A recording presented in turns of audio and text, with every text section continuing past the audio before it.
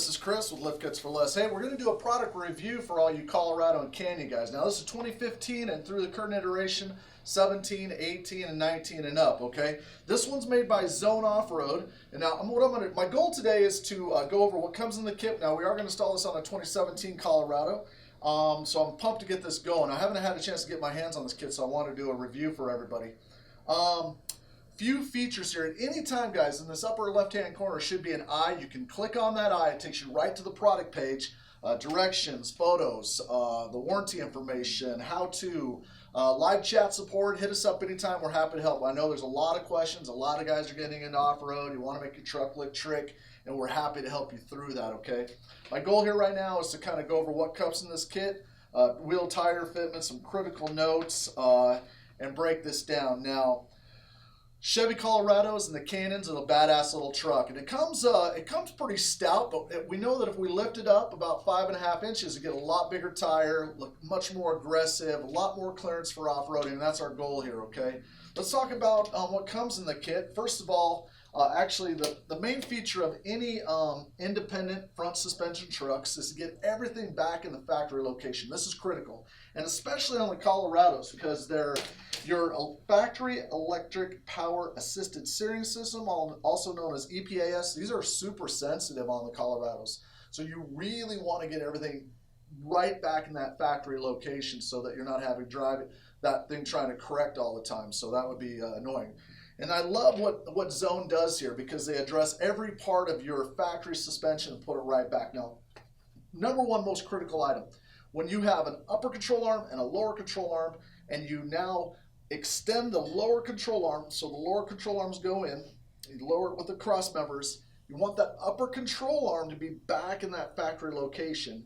If it starts to droop out, this is a problem. You lose travel, you lose alignment specs, and it leads to a lot of issues for guys. So if this does happen, so guys will like try to overlift their truck, they'll add on to it. You need to either add upper control arms, and I do not recommend this on the Colorado. That EPS system is, the EPA system is very sensitive. Anyway, this puts everything back in the factory location and does it right. We'll show you this out on the truck, okay? Some before and after photos, okay. First of all, let's talk about cross members. We got front and rear, big heavy duty skid plate here, protect your diff. We got diff drops, puts that differential back in a straight position so they're not cranked way down or the boots blow out, premature failure. We got new sway bar end links, put that back in the factory location. There are some key differences to this in terms of another kit that's kind of in this is the Rough Country kit. The Rough Country kit is less priced, but quite frankly, you're getting less of a kit. And here's the reason why. They require you to cut your tie rod ends. I tell you what, go to any alignment shop and try to cut your tie rod ends, they're freaking out. So these come with new tie rods, which is nice. That's a big upgrade. Number two, comes with a drive shaft spacer in the front. This is critical. This puts your drive shaft back in the right position so your CVs and everything integrates properly so you're not prematurely blowing out your diff. This is a huge feature, advantage. And mostly importantly now, a lot of people realize that Zone is part of the Sport Trucks family with BDS, JKS, Posi Lock, and that whole organization is now partnered with Fox Shocks. So we do offer a Fox coilover for this kit. We offer Fox shocks for this kit, and you're not going to obviously find that at Rough Country. You're stuck with their shock package. So another big part of this feature, this is a 3-step powder coat, acid bay. They then e-coat. Same with their U-bolts here. E-coat is what is coated on the bottom of your brand new vehicle when it comes out of the factory, anti-corrosive. And then finally, after the e-coat, the third step is the actual powder coat. Now, there are some cheaper brands out there where you hit the corner and the stuff flakes off. This doesn't flake off. This is embedded. So you're in a high rust area. This stuff is not going to rust out. It's going to last pretty much the life of the vehicle. Pretty cool. Now the price point on this, out of the box, it comes with these upper strut spacers. That makes up the difference. So you're going to reuse your factory always strut. What else? Knuckles, guys, another big feature, the third big feature about this is made from right in Michigan, right? It's these are U.S. foundry made spindles. And the reason why I'm struggling with this is that Rough Countries are made out of China. Every single knuckle that Rough Country uses comes out of China.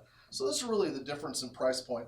And when I look at, you know, the company that Sport Truck is and Zone Off-Road is, and the resources they have to build stuff, really, to me, Zone is hard to beat in terms of value, because basically they're using all of their BDS engineers. It's one company that provides incredible suspension, puts everything back in the factory position, wheel tire fitment. Anyway, we've done a lot of Zone reviews, and we review everybody. We don't care. We'll review, you know, ProComp and FabTech, JKS, Superlift, and we represent everybody. Our goal here is to give you the information, let you make a decision about what's best for your safety, your budget. I would take a hard look at Zone. I think for the money, they're a dang good value because of the quality of the materials. And they're off-roaders. I mean, they're hardcore. You know, they're committed to the off-road industry. Awesome guys. What else?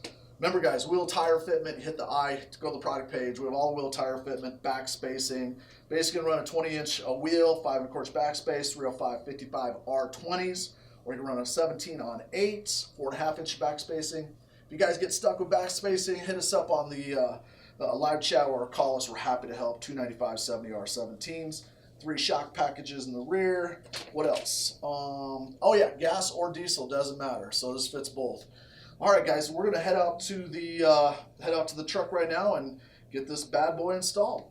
All right, awesome. Here we are, Colorado, 2017. Obviously, Gary just finished installing the kit. I just want to go over some key components here. Make sure you guys understand what an independent front suspension system works, and the goal obviously is to put this thing back in the factory position so we get good alignment specs, good ride quality, we don't get premature failures, we don't stress out the whole system, okay? Anytime on an independent front suspension, we have an upper control arm and a lower control arm, and we have a knuckle. That's what spans the difference. And to gain that 5 1/2 inches, we have to lower the cross members. So the lower control arm used to sit right here, okay? Here's your lower control arm, it sits here. We use cross members, a front cross member and a rear cross member to lower the lower control arm. We retain your factory lower control arm, we retain the factory upper control arm, and then after we lower the 6 inches, we make up the difference with a longer, massive knuckle, okay? So that's basically, wouldn't matter if it's an F-150, any independent front suspension system, this is generally how we do it. Now, the other aspect of this is to make up the distance for your strut, is we put a strut spacer here. Now, we mentioned we also have a Fox upgrade is available as well that you can do. But for now, this really is what keeps this kit affordable. When you add a big aftermarket strut, you could always do this later on, and it is a good idea. And the reason why is this factory strut is pretty much valved for the weight of the OE wheel and tire. And when we step up to like a 33 or the recommended tire size, it puts more, it starts becoming a challenge. So stay within those tire recommendations just for overall ride quality. But if you do want to, so this obviously was a 5 1/2. You can add a body lift kit to this, which we do highly recommend. We steer you away from trying to add on to a suspension system because the whole system works together, you know, from your tie rods to your sway bar, upper control arm, the diff drop. It's really better to do a body lift kit when you're going to add on. That way you don't mess with the suspension. This thing keeps working the way it's designed. All right, let's talk about a couple of things here. Here's a front cross member. The old cam alignments were up here. Now we moved it down here. And then there's 3 cuts on this. Actually, I think it's 4 cuts. Here, you trim here. You're going to trim here in the front. There's 2 trims to make room. These are much larger, much beefier. Remember, this one's solid block steel. You know, really strong, really firms this whole suspension system back up. And then they use differential drops right here to hold this diff, and then it mounts in the back as well, and it locks this whole system together. Now, clearly we don't have the skid plate on. We wanted to open this up for this video so you can see this. Your other cut is right here. Yeah, you might wanna. There's your cut right here. See, the lower one's here, and here's the upper cut. And then the last cut is over here, right here, to make room for the cross member and drop your differential down, okay? Couple of notes, guys. I was talking about key differences between this kit and the rough country kit is that it comes with this front drive shaft spacer. And this is really important because as you stretch this system out, you get a risk of vibration, popping this out of the housing. So this is really a cool feature. Also, another note, guys, the drive shaft comes down. We trim this part of the exhaust here, just a minor trim, so there's no risk of this hitting during articulation, okay? And then the other key difference between this, really major factors, this is an American-made knuckle, U.S. steel, U.S. foundry, and of course we don't have to trim our tie rod ends, which are right here. So that's a pretty cool feature with this kit. These are Zerk fittings, greasable. If you ever go to an alignment shop and say, oh, just trim these, they'll have a heart attack. They'll start freaking out on you. Here, this stays, the factory sway bar stays in this factory position. It goes longer. You got a nut on the bottom, nut on top, pretty straightforward. The tie rod outer mount comes up, so this will stay in the factory location. Obviously, there's no weight here. It's all dripped out, but when we put the tires on, it goes back up. Everything will look perfect, okay? Customer did decide to go a little bigger than the the tire recommendation, went with a 35, 33, 13.5 open countries. That's the Moto Metal wheel with a negative 24. So when we set it down, we saw it was gonna rub. So we just made a minor trim here to this plastic valance. Pretty common when you lift a vehicle. And again, if you want to avoid that, even go a bigger tire, bigger offset, look at doing a body lift kit add-on. And that does not affect the shocks, any shock packages. It's totally separate, has nothing to do with the other, okay? So these tires are going to look pretty badass. I'm excited to get this on, get a drop, get the alignment, and then go test drive it. Let's jump to the rear here. Moto Metals, again, open country, arguably one of the best tires. Ultra aggressive pattern, looks pretty badass. Rear end's pretty simple, guys. Fabricated block, new U-bolts, new rear shocks, both sides.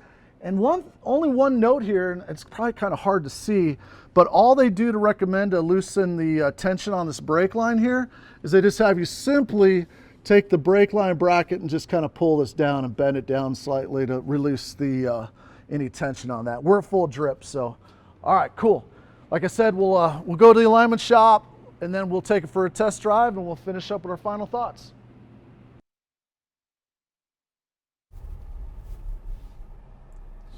Sweet.